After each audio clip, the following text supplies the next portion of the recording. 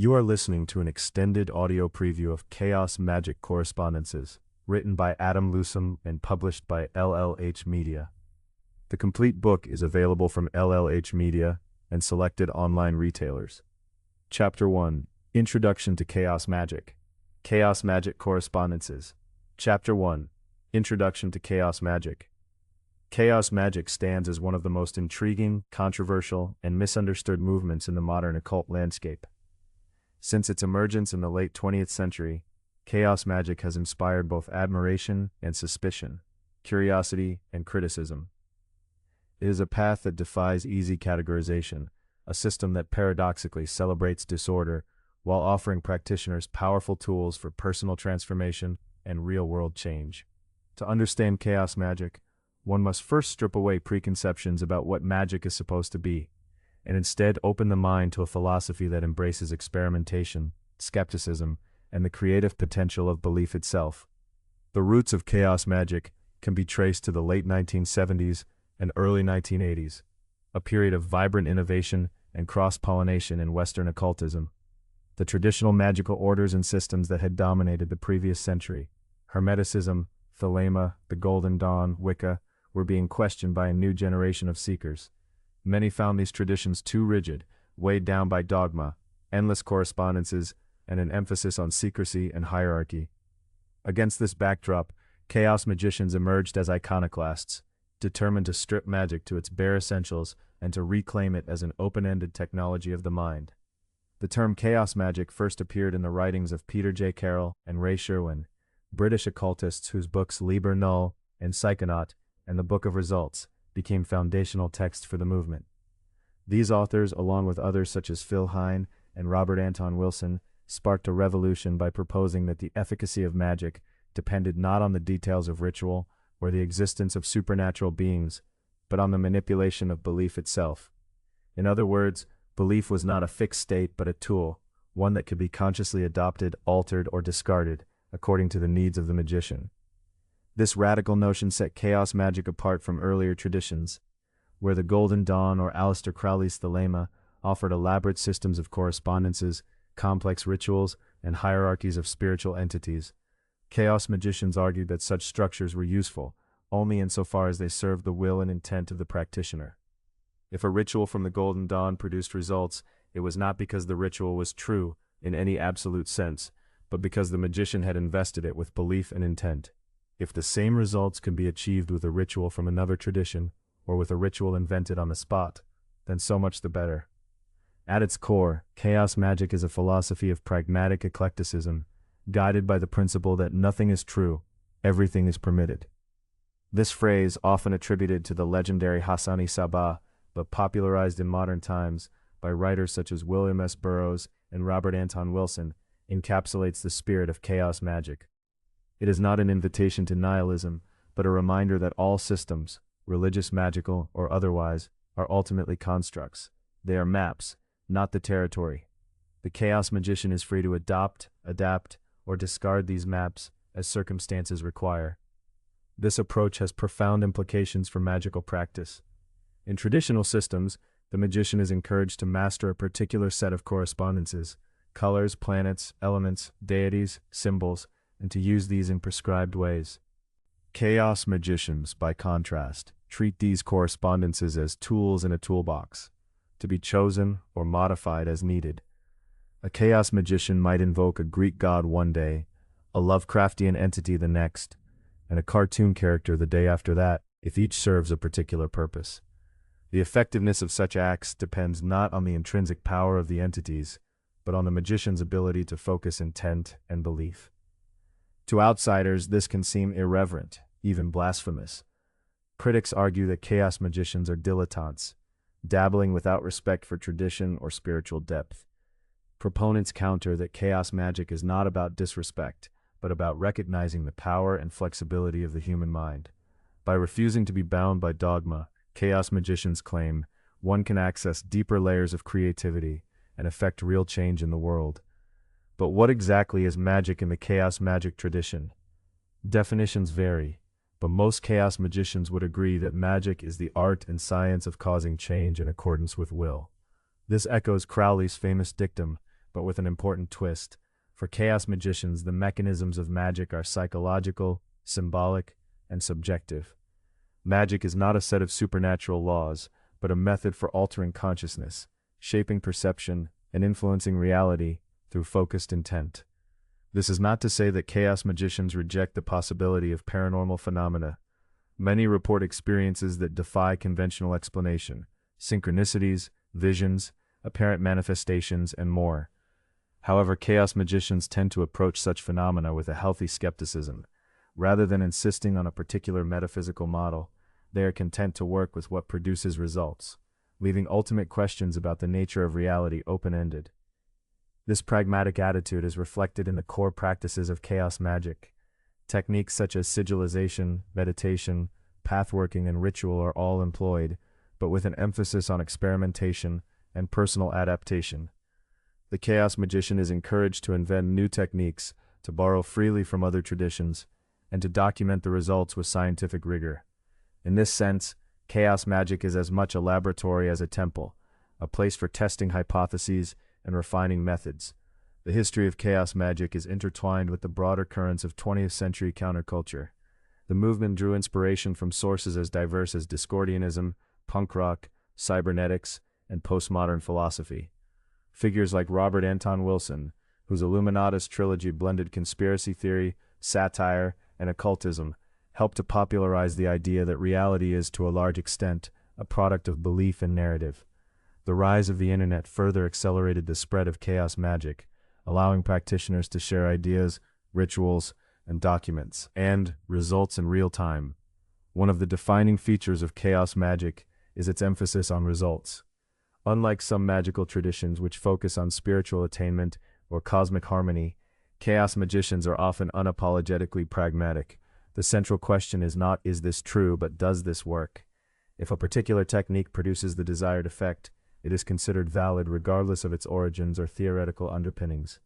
This results-oriented approach has made chaos magic attractive to those who are impatient with dogma and eager to see tangible outcomes. Of course, this focus on results also raises questions about ethics and responsibility. If nothing is true, everything is permitted. What prevents chaos magicians from using their skills for selfish or harmful ends?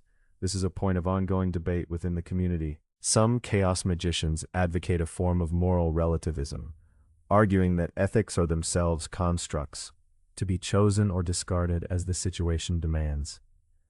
Others emphasize the importance of self-awareness, personal responsibility, and the recognition that actions have consequences, not only for the magician, but for the wider world. In practice, most chaos magicians adopt a pragmatic approach to ethics, guided by personal values and the recognition that magic amplifies intent. If one acts with malice, one is likely to encounter resistance or backlash, whether psychological or otherwise. If one acts with clarity and integrity, the results are often more harmonious. Chaos magicians are encouraged to reflect deeply on their motivations and to consider the broader implications of their work. Despite its reputation for anarchy and irreverence, chaos magic is not a free-for-all. Over the years, a number of core principles have emerged, providing a loose framework for practice. These include the centrality of intent, the mutability of belief, the value of experimentation, and the importance of personal experience. Above all, chaos magicians are urged to question everything, including their own assumptions and experiences. The mutability of belief is perhaps the most distinctive feature of chaos magic. Traditional magical systems often require the practitioner to adopt and maintain a particular worldview, whether it be the pantheism of Wicca, the monotheism of Christianity, or the polytheism of the Hermetic tradition. Chaos magicians, by contrast, treat belief as a tool rather than a truth. They may put on a belief system for the duration of a ritual, then discard it when it is no longer useful. This ability to shift perspectives, to move fluidly between paradigms, is sometimes called paradigm shifting, and it is a skill that lies at the heart of chaos magic. Paradigm shifting is not always easy. It requires a willingness to embrace uncertainty, to let go of cherished ideas, and to entertain possibilities that may seem absurd or contradictory. It is in many ways a form of conscious play, a dance with the unknown, yet it is also a powerful method for expanding awareness, breaking free from limiting beliefs, and accessing new sources of inspiration.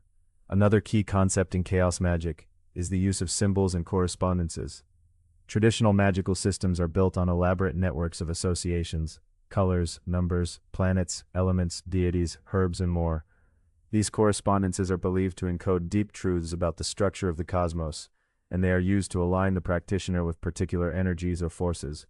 Chaos magicians approach correspondences with a more flexible attitude.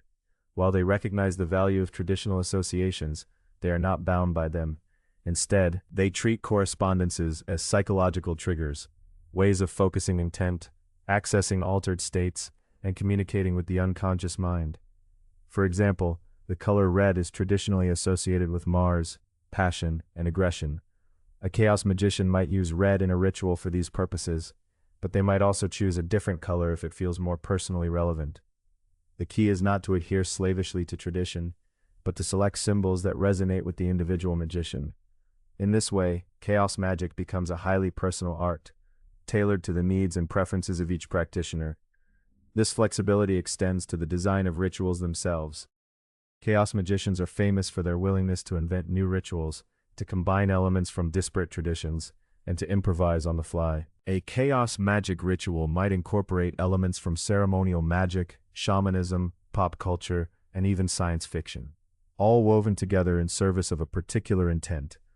The only rule is that there are no rules, except those the magician chooses to adopt for the duration of the working. This creative freedom can be exhilarating, but it can also be daunting. Without the guidance of tradition or the safety net of dogma, chaos magicians must rely on their own judgment, intuition, and experience. This is both a challenge and an opportunity. Those who thrive in chaos magic are often independent thinkers, comfortable with ambiguity, and eager to explore new territory. It is important to note that chaos magic is not synonymous with disorder or randomness.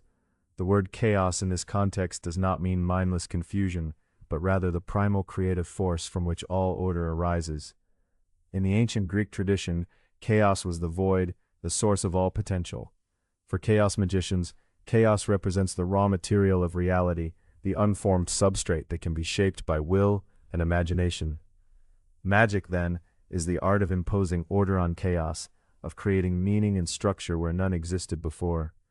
This view is echoed in the writings of Peter J. Carroll, who describes chaos as the force which has caused life, thought, and the universe to exist, and which maintains their existence against the forces of entropy and dissolution. In this sense, chaos magic is not about embracing disorder for its own sake, but about tapping into the creative potential that lies at the heart of existence. The philosophy of chaos magic has resonances with a number of other fields, including psychology, neuroscience, and quantum physics. The idea that reality is to some extent constructed by perception and belief finds echoes in the work of psychologists such as William James and Carl Jung. The use of symbols, archetypes, and altered states of consciousness is central to both magic and depth psychology. Similarly, the notion that observation can influence reality, a staple of quantum physics, has been seized upon by chaos magicians as a metaphor for the power of intent.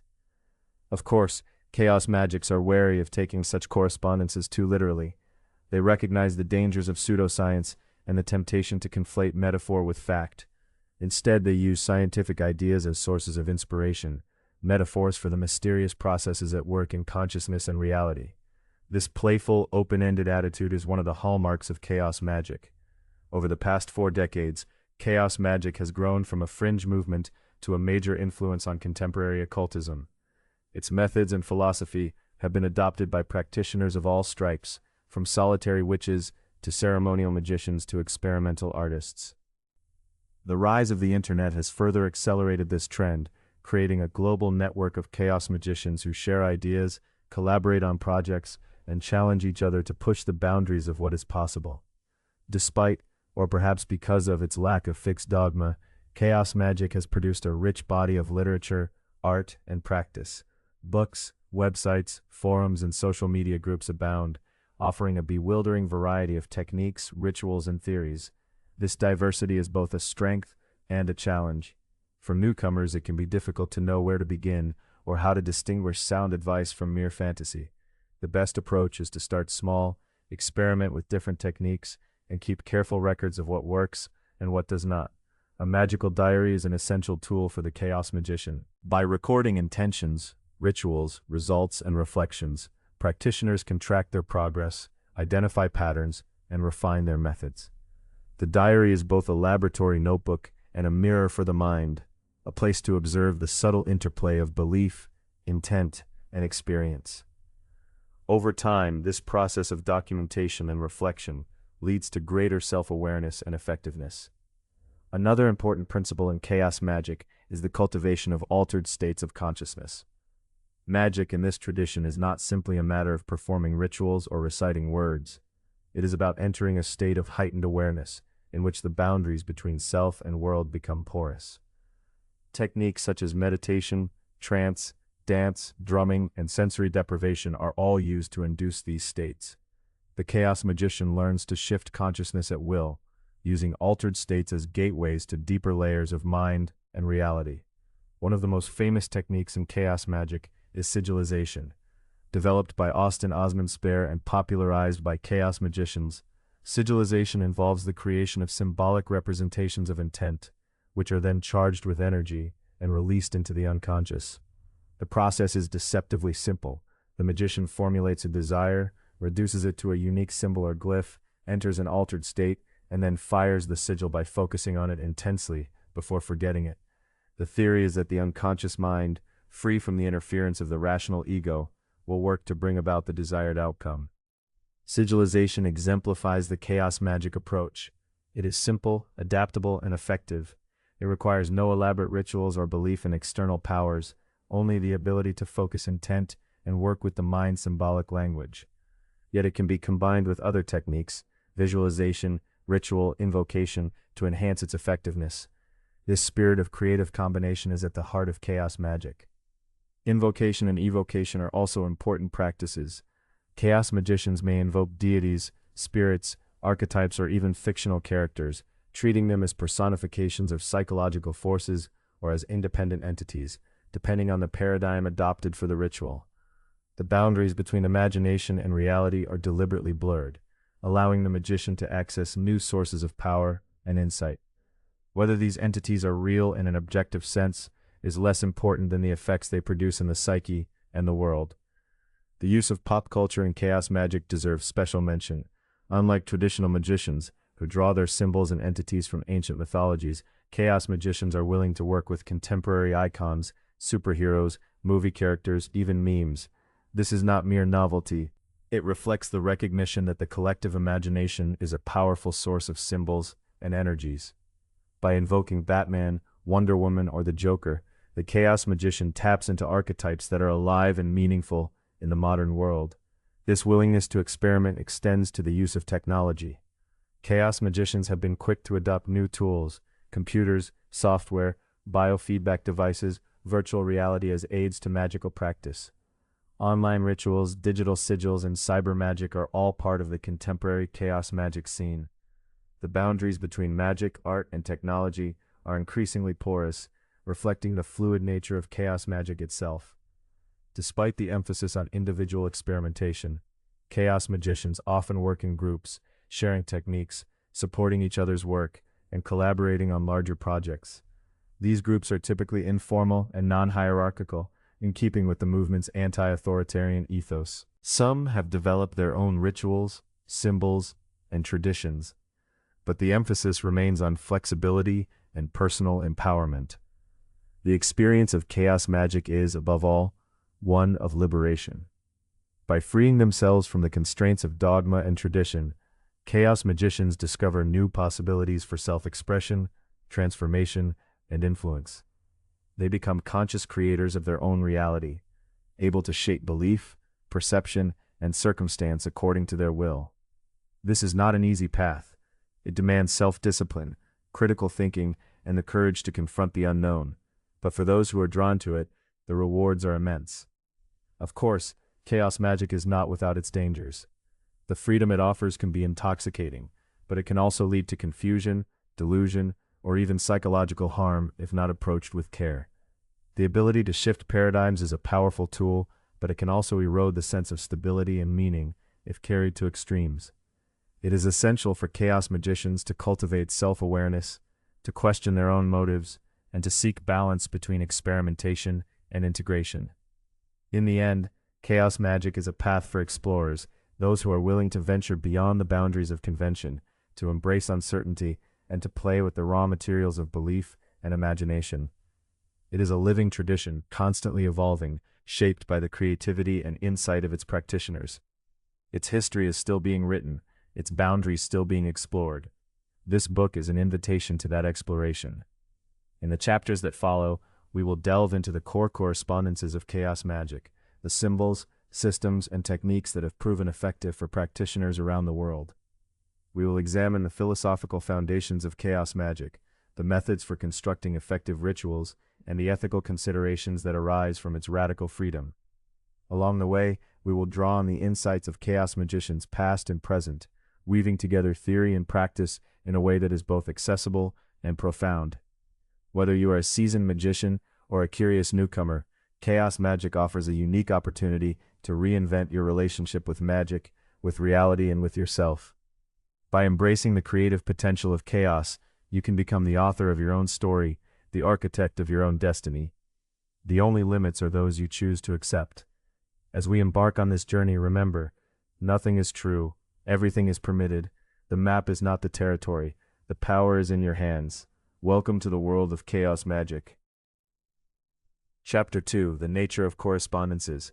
Correspondences are the lifeblood of magical practice, serving as the connective tissue that binds the inner world of thought and feeling with the outer world of material phenomena. In the context of chaos magic, where rigid dogmas and inherited systems are often questioned or discarded, correspondences become even more significant. They are not merely inherited tables or lists from ancient grimoires, but dynamic, living tools that facilitate the magician's work with symbols, forces, and the deep structure of reality itself. To understand correspondences, one must first grasp the foundational idea that the universe is not a collection of isolated objects, but a network of relationships. In classical magical systems, correspondences are typically presented as tables linking planets, plants, colors, numbers, deities, and other categories. For example, the planet Venus is associated with copper, the color green, the rose flower, the goddess Aphrodite, and the number 7. These associations are not arbitrary, nor are they always universal.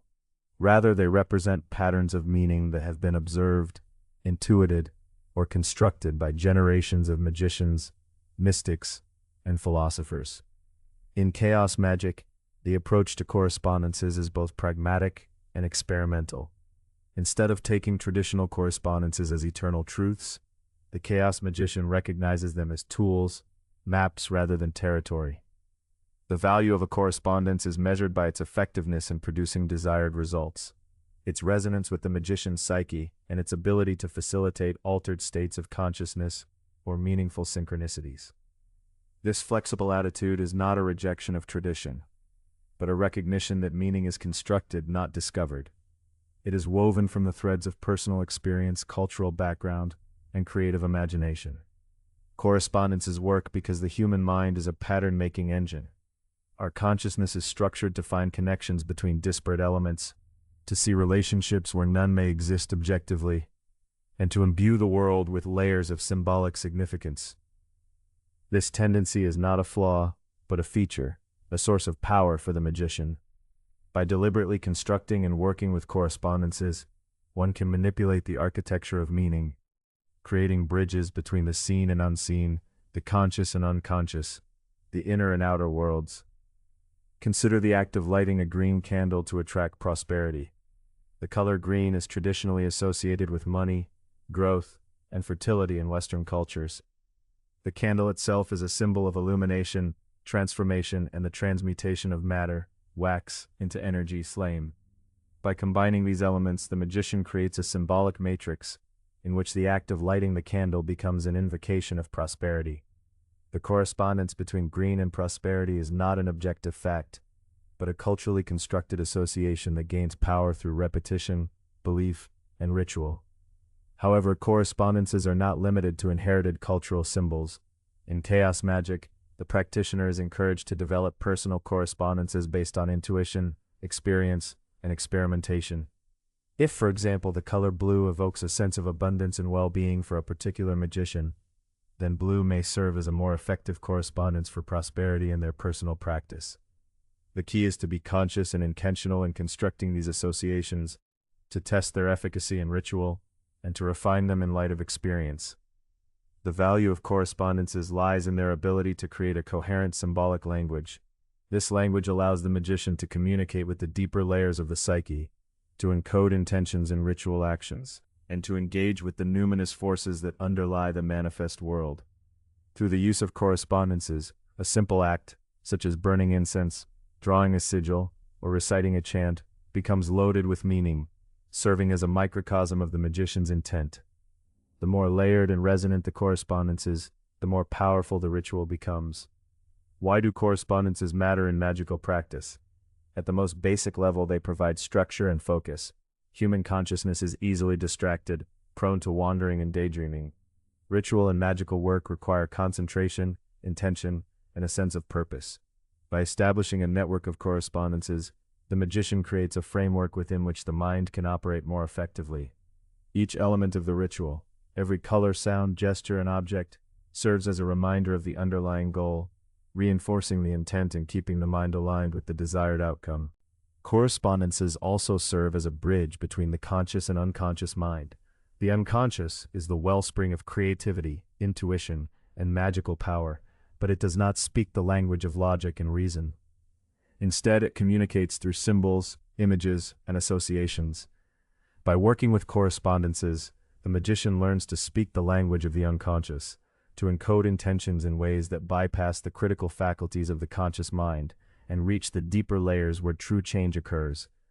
For example, the use of planetary correspondences in ritual is not merely a matter of tradition or superstition. Each planet has accumulated a web of associations, archetypal energies, mythological stories, psychological qualities that resonate with the unconscious mind.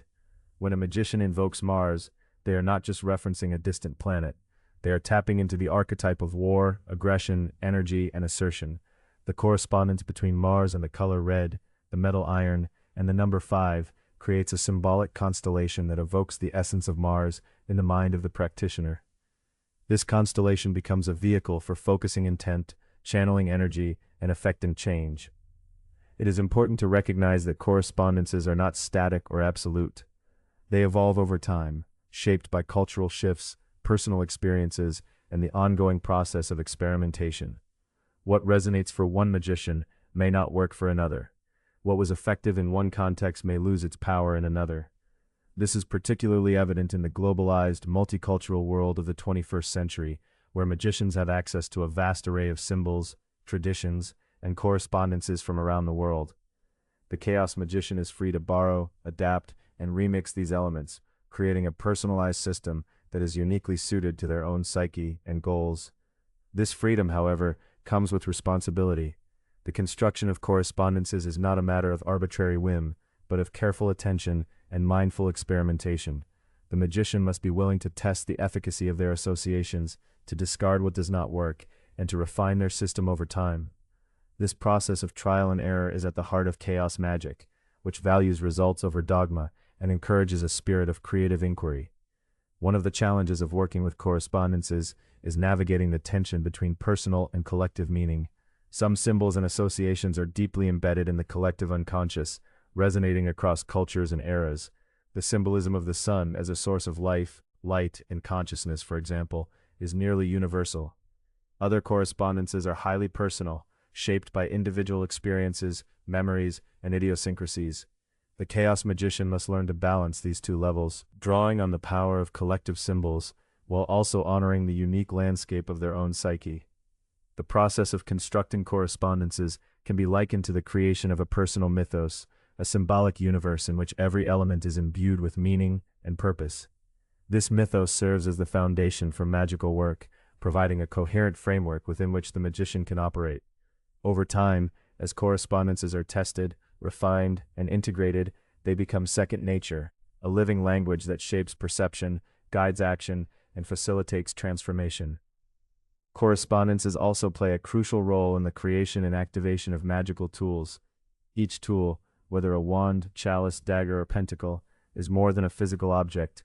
It is a repository of symbolic associations, charged with intent and meaning. The materials used, the colors chosen, the symbols inscribed, all are selected based on their correspondences, creating a tool that resonates with the desired energies. The act of consecrating a tool is an act of aligning it with its intended purpose, charging it with the appropriate correspondences so that it becomes an extension of the magician's will. In Chaos Magic, the process of creating magical tools is often approached with a spirit of play and experimentation. Traditional materials and symbols may be used, or they may be replaced with modern equivalents that hold greater personal significance. A chaos magician might craft a wand from a favorite tree branch, decorate it with symbols from pop culture, and charge it with intent using a personally meaningful ritual. What matters is not adherence to tradition, but the resonance of the correspondences and the effectiveness of the tool in practice. The same principles apply to the use of sigils, one of the core techniques of chaos magic. A sigil is a symbol created to represent a specific desire or intention. The process of creating a sigil involves distilling the intent into a graphical form, often by combining or abstracting letters, shapes, or images. The power of the sigil lies in the correspondences embedded within it, the associations between the shapes, the intent, and the unconscious mind. By charging the sigil through ritual, meditation, or gnosis, the magician activates these correspondences, sending the intention deep into the unconscious where it can germinate and manifest. Correspondences also underpin the use of divination systems such as tarot, runes, and the I Ching.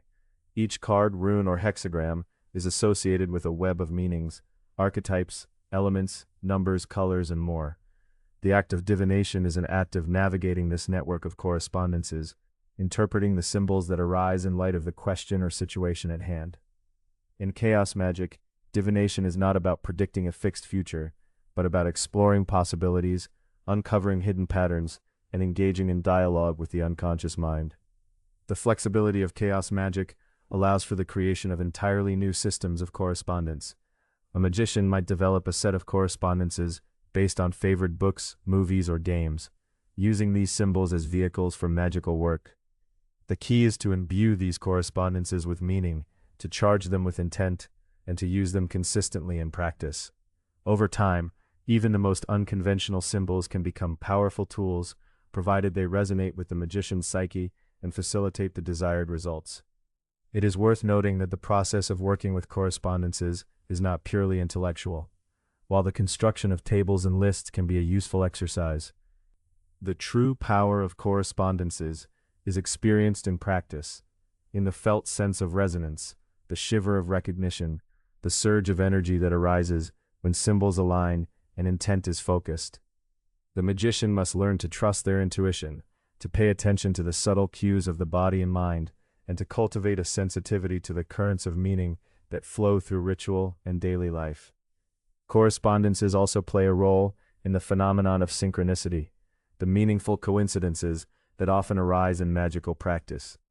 When the magician works with correspondences, they attune themselves to patterns of meaning that extend beyond the boundaries of the self. The appearance of a particular symbol, animal, or color in the environment can be interpreted as a message, a sign, or an omen, reflecting the interplay between inner intention and outer reality. By cultivating awareness of correspondences, the magician becomes more attuned to these synchronicities, using them as guides, confirmations, or sources of inspiration. The importance of correspondences extends beyond the ritual circle, shaping the magician's perception of the world. As one becomes more practiced in the art of working with symbols and associations, everyday life takes on a magical dimension. The ordinary becomes extraordinary. The mundane is revealed as a tapestry of interconnected meanings. This shift in perception is itself a form of magic, a transformation of consciousness that opens the door to new possibilities, insights, and experiences. In summary, correspondences are the building blocks of magical practice, providing the structure, language, and tools needed to engage with the deeper layers of reality. In chaos magic, correspondences are approached with a spirit of experimentation, creativity, and pragmatism. They are not fixed or absolute, but flexible and personal, shaped by experience, intuition, and the pursuit of results. By working with correspondences, the magician learns to speak the language of symbols, to bridge the gap between the conscious and unconscious, and to shape the world in accordance with will. The practice of constructing and working with correspondences is both an art and a science. It requires observation, experimentation, and reflection. The magician must be willing to question inherited systems, to test their efficacy, and to adapt them to their own needs. This process is ongoing, a lifelong journey of discovery and creation. Ultimately, the power of correspondences lies in their ability to transform perception, to align intention with action, and to facilitate change. Whether one is working with traditional tables of planetary associations or inventing new correspondences drawn from personal experience, the key is to approach the process with awareness, intention, and a willingness to experiment. In doing so, the magician becomes a weaver of meaning, a creator of symbolic worlds, and an agent of transformation. Let us consider a practical example. Imagine a chaos magician preparing for a ritual to enhance creativity. Drawing on traditional correspondences, they might choose the color orange, associated with the sacral chakra, pleasure, and artistic expression. They might select cinnamon incense, which is linked to inspiration and energy. Perhaps they place a statue of Hermes, the god of communication and invention, on the altar. Each of these choices is informed by a web of correspondences, both traditional and personal, creating a symbolic environment that supports the intended goal. But the chaos magician does not stop there. They reflect on their own experiences and associations. Perhaps they recall that a particular song always puts them in a creative mood, or that a certain scent reminds them of childhood play. They incorporate these elements into the ritual, adding layers of personal significance. The result is a unique constellation of correspondences, tailored to their own psyche and purpose. During the ritual, the magician pays attention to the effects of each element. Does the orange candle evoke a sense of excitement? Does the incense stimulate new ideas? Does the statue of Hermes inspire a sense of playfulness? If certain elements do not resonate, they are altered or replaced in future rituals. Over time, the magician refines their system of correspondences, creating a toolbox of symbols and associations that reliably produce the desired states and outcomes. This process is not limited to formal ritual. Correspondences can be woven into daily life, transforming ordinary activities into magical acts. Wearing certain colors, carrying specific stones, listening to particular music, or arranging the home in accordance with symbolic principles, all are ways of aligning the inner and outer worlds, of living magically. The more conscious and intentional the use of correspondences, the more powerful the effects. One of the hallmarks of chaos magic is the willingness to experiment with correspondences that may seem unconventional or even contradictory. A magician might experiment with reversing traditional associations, using black for protection instead of banishment, or associating the moon with action instead of receptivity. The goal is not to rebel for its own sake, but to discover what works, what resonates, what produces results, what unlocks new possibilities. This spirit of creative inquiry is at the heart of chaos magic, and it is what sets it apart from more rigid systems. You have been listening to an extended preview of Chaos Magick Correspondences. To continue reading, visit the LLH Media Store or the book's Amazon listing.